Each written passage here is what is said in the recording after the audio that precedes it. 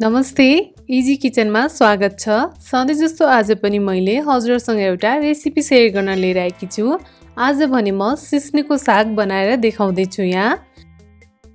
हजुर सबैजनालाई सिस्नुको सागबारे थाहा नहुन पनि सक्छ। यो चाहिँ पहाडी भेगमा पाइने एउटा जङ्गली झार हो, जसलाई चाहिँ हामी सागको रूपमा खान्छौँ र हेल्थको लागि एकदमै राम्रो छ।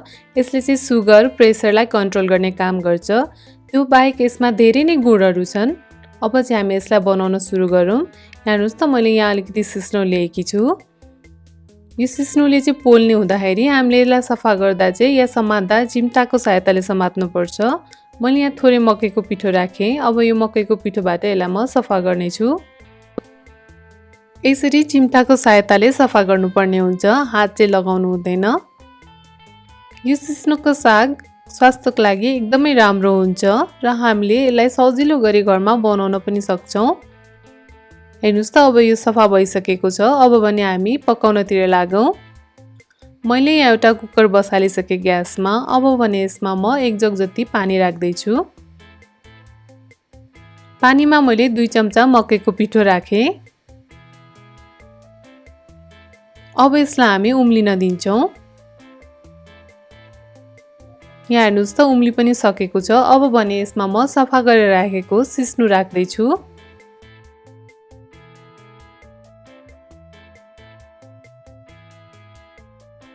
यो चाहिँ एकदमै सजिलो गरी चाँडै नै पाक्ने तरकारीमा पर्छ र यसमा धेरै मसलाहरू पनि लाग्दैन। थोरै मसलामा सजिलै चाँडै नै पाकेर तयार पनि हुन्छ र खानामा एकदमै मिठो पनि हुन्छ। हेर्नुहोस् त मैले सबै सागहरू हालिसकेँ र यसलाई एकचोटि चलाइदिएँ। अब भने यसमा म मसलाहरू राख्छु। मसलामा चाहिँ मैले यहाँ लसुन, एउटा सुकेको खुर्सानी र थोरै टिमुरलाई कुटेर यसरी हालेँ। अब भने यसमा म जिरा र धनियाको धुलो राख्दैछु थोरै। मैले चाहिँ यहाँ बेसार राखेको छुइनँ, हजुरलाई मन लाग्छ भने राख्न सक्नुहुन्छ।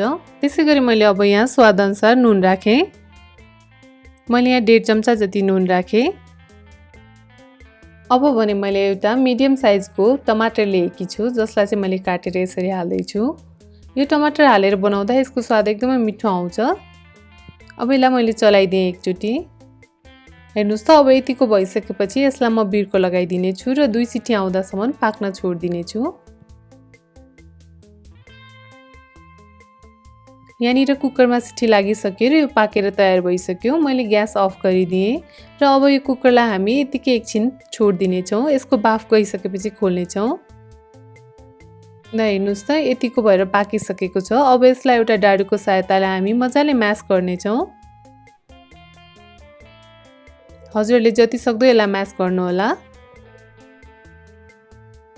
हेर्नुहोस् त यहाँ कस्तो मजाले सिस्नु पाकेर तयार पनि भइसकेको छ। अब भने यसलाई म लास्टमा झान्ने छु। यहाँ मैले एउटा प्यान बसालेँ र प्यानमा अब म 1 चम्चा जति तेल राख्दैछु। तेल तातिसकेपछि यसमा म थोरै मेथी राख्दैछु। मेथीलाई एकैछिन ब्राउन हुन छोडिदिन्छौँ। हेर्नुहोस् यति भएपछि मैले यहाँ फेरि कुटेर राखेको लसुन राखेँ। लसुनले चाहिँ एकदम मिठो स्वाद आउँछ र मैले एउटा डल्ले खुर्सानी पनि राखेँ यहाँ। अब यसलाई एकैछिन फ्राई हुन दिन्छौँ। ले फ्राई भइसक्यो। हेर्नुहोस् त यसले अब यो सागमा हामी झान्नेछौँ यसरी।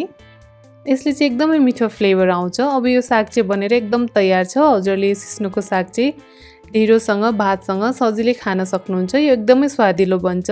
साथै यो खाँदा चाहिँ कागती राखेर खानुभयो भने अझै स्वादिलो हुन्छ। हजुरलाई मैले बनाएको यो सिस्नुको रेसिपी कस्तो लाग्यो मेरो च्यानलको कमेन्ट बक्समा गएर कमेन्ट गर्न चाहिँ नबिर्सिनु होला।